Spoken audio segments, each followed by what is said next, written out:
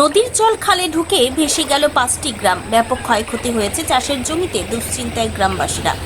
ভাগীরথী নদীর জল খালে ঢুকে জলমগ্ন প্রায় 5টি গ্রাম। জলের স্রোতে ভেসে গেল যাতায়াতের একমাত্র রাস্তা। খুবই দুর্ভোগী 5টি গ্রামের বসবাসকারী মানুষ।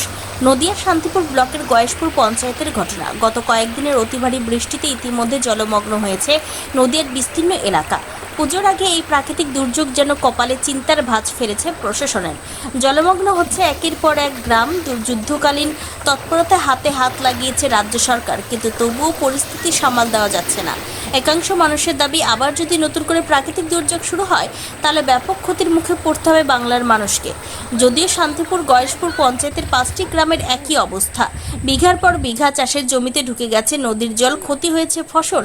এই নিয়ে চিন্তায় মাথায় হাত চাষিদের।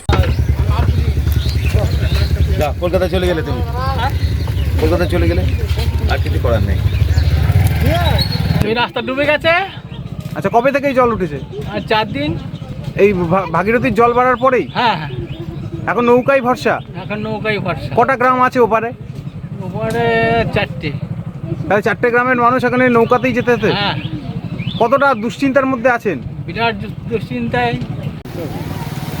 দাদা, আপনারা তো চাষি, এই যে জল বাড়ার কারণে কতটা ক্ষতি হয়েছে?